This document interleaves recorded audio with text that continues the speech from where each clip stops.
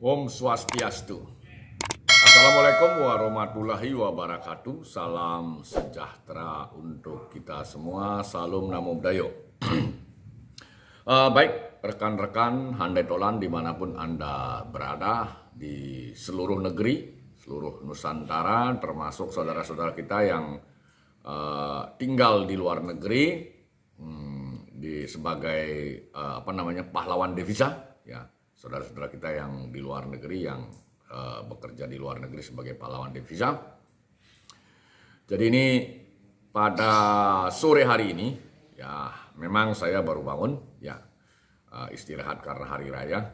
Jadi sore hari ini saya akan menyampaikan opini saya terkait penahanan Pak Hasto Kristianto kalau tidak salah namanya, yang menjabat sebagai Sekretaris Jenderal PDIP. Jadi penahanannya kalau tidak salah 2 hari yang lalu, tanggal 20 ya, di KPK, Komisi Pemberantasan Republik Indonesia. Jadi saya ingin menyampaikan opini, pandangan saya berkaitan dengan hal itu. Ya. Jadi peristiwa itu tentu kalau kaget sekali sih tidak mungkin ya, tapi cukup mengagetkan. Karena apa? Saya sudah menulis artikel terkait dengan cerita Sekretaris Jenderal Partai di Indonesia yang ditahan atau tersangkut dugaan tindak pidana korupsi.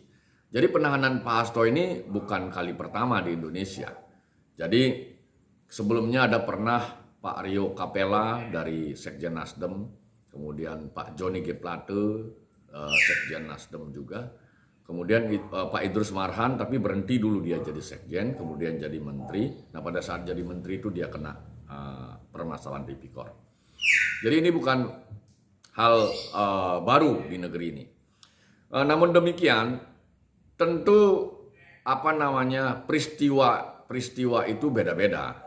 Bagaimana ketika peristiwa Pak Hasto hari ini, beberapa hari terakhir ini, terutama pada saat penahanan dan sebelum penahanan, bagaimana situasi kondisi sosial politik di negeri ini, terlebih lagi masalah yang berkaitan dengan politik praktis. Ya.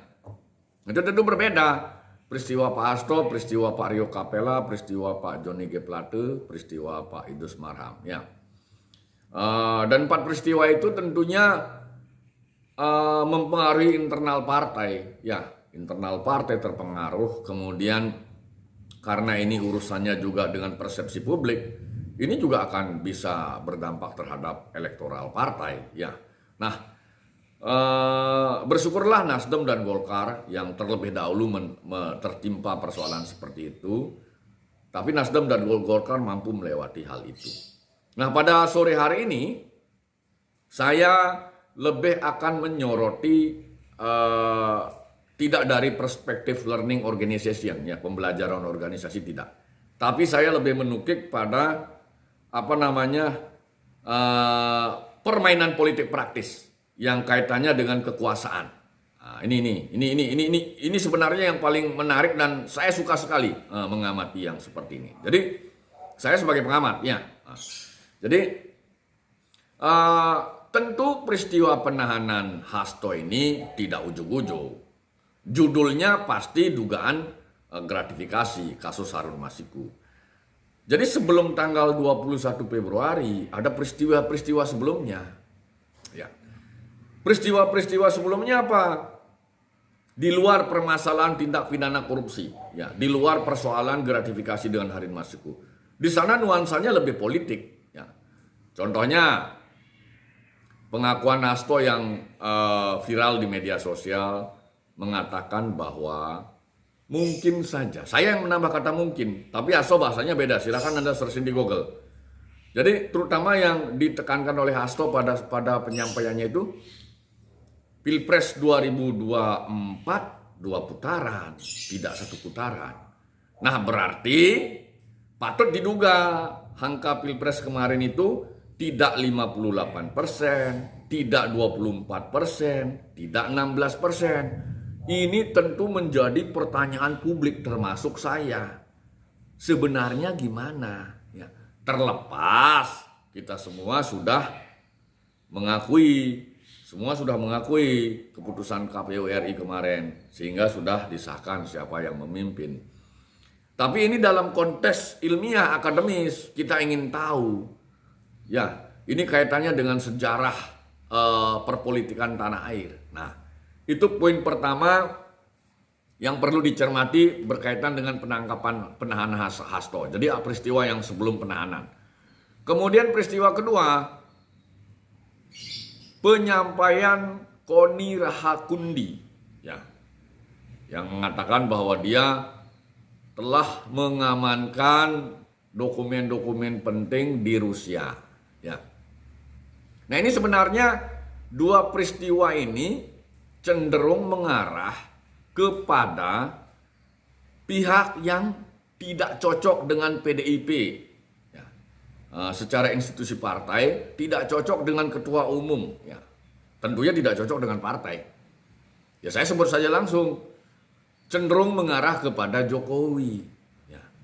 Nah, jadi dua hal tadi. Satu, penyampaian Hasto tentang dugaan hasil Pilpres 2024, kemudian pengakuan Koni tentang data-data.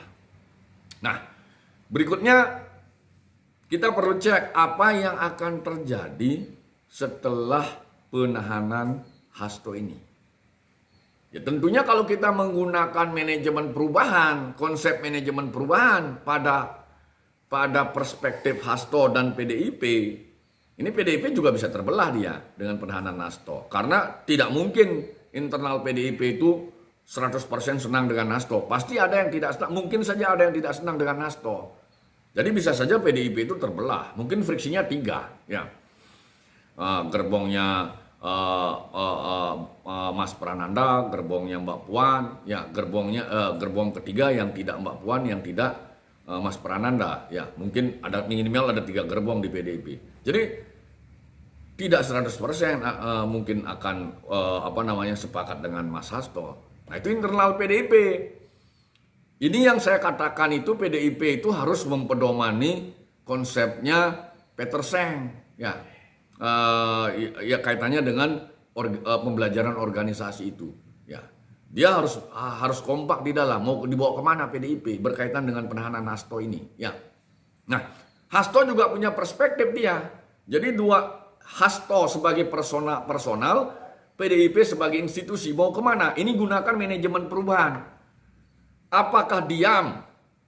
Artinya diam itu pasti nurut aturan hukum, pasti. Karena ada kaitannya dengan urusan politik.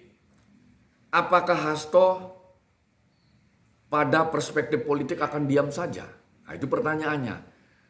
Atau Hasto itu akan melakukan langkah counter atau semacam strategi pukulan balik, ya, secara personality, atau dia akan membawa gerbong partai.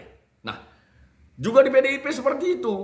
Kemana langkah PDIP secara institusi?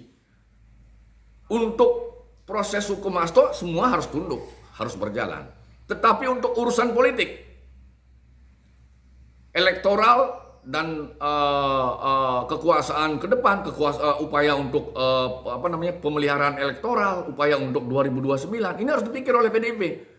Pertanyaannya dua, pilihannya hanya dua. Apakah PDIP diam saja atau PDIP ini akan melakukan langkah politik? Nah, ini akan ada bargaining antara Hasto sebagai personal dengan institusi PDIP secara organisasi. Nah, itu yang perlu dicermati. Nah, peluang itu kita agak sulit akan bisa menyimpulkan, ya, karena kita sebagai pengamat. Tetapi kita hanya bisa memproyeksikan apabila Hasto dan PDIP mengambil langkah A, hasil yang akan terjadi seperti ini. Kemudian apabila Hasto dan PDIP akan mengambil langkah B, hasil akan seperti ini. Nah, ini yang perlu menjadi semacam prediksi seorang pengamat, ya. Nah, ini ranahnya saya, ya, ranahnya saya, opini saya. Nah, jadi kalau Hasto dan PDIP hanya mengikuti proses hukum, kita tidak bisa mengetahui ke depan apakah elektoral PDIP itu akan naik atau turun. Sulit. Berbeda halnya ketika PDIP itu, Hasto dan PDIP ini secara bersama-sama akan melakukan langkah B. Artinya proses hukum diikuti, tetapi ada semacam langkah politik yang diambil PDIP. Nah, jadi kalau kita melihat suratnya Bu Ketua Umum PDIP Bu Mega untuk menyampaikan kepada kadernya menunda ikut retreat yang terpilih jadi kepala daerah di Magelang. Karena suratnya Hasto ditahan tanggal 20, surat tertanggal 20 itu terbit. Berarti komunikasi masih intens dengan Pak Hasto antara PDIP dalam hal ini Bu Ketua Umum.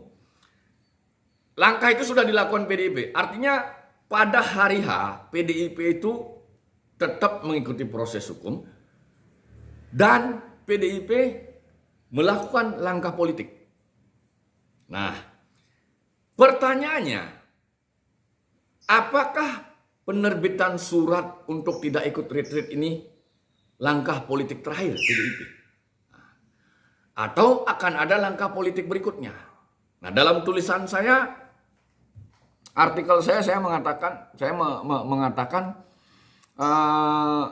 memang setiap partai politik dimanapun itu dia sebagai organisme itu dia butuh hidup dan harus memastikan bahwa institusinya itu hidup terus eksis kemudian bisa berkembang termasuk PDIP. Ya. Nah, PDIP karena 10 tahun sebelumnya dia sebagai partai penguasa, apalagi Pak Hasto sebagai sekjen di sana, tentulah bucket data yang kelas datanya itu A1 mereka pasti pegang. Ya. Mereka pasti pegang sekali lagi. Nah, yang menarik apabila data-data yang sebenarnya mungkin saja tidak diketahui publik lalu akan di blow up oleh Pak Hasto dan PDIP. Ini yang akan membuat publik itu terkaget-kaget. Ini berbahaya, ya. Sangat berbahaya sekali. Jadi semoga pemerintah bisa menjaga keamanan dan ketertiban terus, karena kekagetan publik itu kan berbahaya.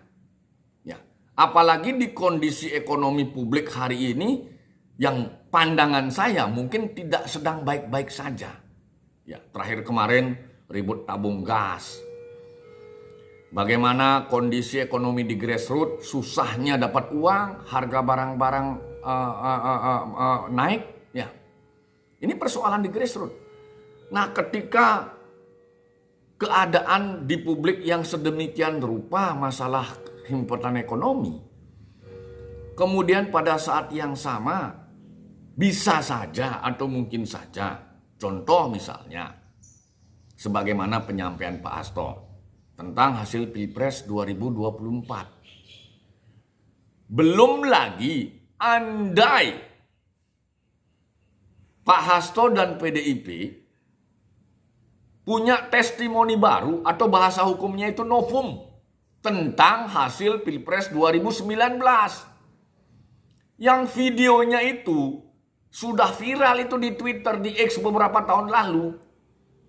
Di mana di dalam video itu berkumpul tokoh-tokoh pendukung Jokowi waktu itu. Ada Bu Mega, ada Surya Paloh, kemudian ada JK, ada siapa lagi di situ? Ada Pramono Anung. Yang notabene di video yang viral di Twitter X beberapa tahun lalu itu, yang katanya menang pasangan Jokowi Ma'ruf Amin itu, kalau kita gunakan pendekatan ilmu gestur tubuh manusia, maaf, rasanya tidak mungkin orang menang, wajahnya kok kayak bahasanya yang bahasa yang paling pas ya. Wajah orang-orang mau BAB lah bahasanya. Itu kalau menggunakan pendekatan ilmu gestur tidak menang. Nah, disinilah sebenarnya Saya sebagai pengamat dan pribadi termasuk warga negara Indonesia, ingin tahu apa yang sebenarnya terjadi 2019 itu. Apakah betul Jokowi menang? Atau jangan-jangan Pak Prabowo yang menang? Gitu loh. Meskipun itu sudah lewat, seandainya novum itu ada dan alat-alat buktinya terpenuhi lengkap, ya ini momentum yang bagus baik seluruh anak bangsa ini untuk islah semua. Sudahilah kekonyolan, mungkin ya bahasanya, seandainya itu yang terjadi, sudahilah kekonyolan-kekonyolan itu. Mari diperbaiki institusi kita semuanya, baik itu organisasi partai politik maupun institusi negara. Mari kita islah bahasanya, sudah yang lewat sajalah. Tapi dengan catatan hari ini semua harus memperbaiki diri. Jangan lagi yang hitam dikatakan putih, yang putih dikatakan hitam. Tidak bagus buat pembelajaran anak bangsa ini. Nah, kedepannya harapan saya, itu catatan saya. Jadi kembali ke cerita Pak Hasto tadi, pertanyaan besarnya, apakah Pak Hasto dan PDIP punya novum berkaitan dengan hal-hal yang mungkin saja tidak sebenarnya terjadi, katakanlah yang bukan A dikatakan A. Kemudian hal itu disampaikan ke publik. Nah, ini sebenarnya poin penting yang ingin saya sampaikan. Jadi yang menjadi pertanyaan, proyeksi atau pengamatan saya, sepertinya Pak Hasto dan PDIP ini akan mengambil langkah politik berikutnya setelah penerbitan surat penundaan perintah untuk penundaan ikut terlibat pada kepala daerah yang diusung oleh PDIP. Kesimpulan saya, kemungkinan PDIP akan mengambil langkah berikutnya setelah penerbitan surat itu. Nah, cuman yang menjadi pertanyaan, apakah semua data-data itu akan dipublish oleh PDIP, termasuk mungkin data-data yang diamankan oleh Koni Rahakundi yang katanya di Rusia itu. Nah, catatan terakhir saya, apapun itu nantinya yang akan terjadi, tetap kita bersatu padu seluruh rakyat Indonesia yang belum paham tentang statistik, nggak paham data, belum paham premis, belum paham proposisi, ya bertanyalah pada yang lebih paham, sehingga kedepannya tidak mudah dikibuli oleh oknum-oknum tertentu, tidak mudah makan pencitraan. Jadi ini memang penting. Kedepannya juga kita harapkan pemerintah memperbaiki sistem pendidikan kita mulai dari TK sampai perguruan tinggi. Karena ini puncak klimaks kurikulum yang tidak bagus, akhirnya pemahaman masyarakat tentang data dan fakta itu kurang bagus juga. Jadi demikian vlog saya pada sore hari ini. Mudah-mudahan kita semua masih dilindungi oleh Tuhan Yang Maha Esa. Kita masih dianugerahi dengan pikiran-pikiran yang jernih. Kemudian negara ini semakin maju, semakin lebih baik lagi. Terima kasih, selamat sore. Om Santi Santi Santi Om. Assalamualaikum warahmatullahi wabarakatuh. Salam sejahtera untuk kita semua. Salam Namo.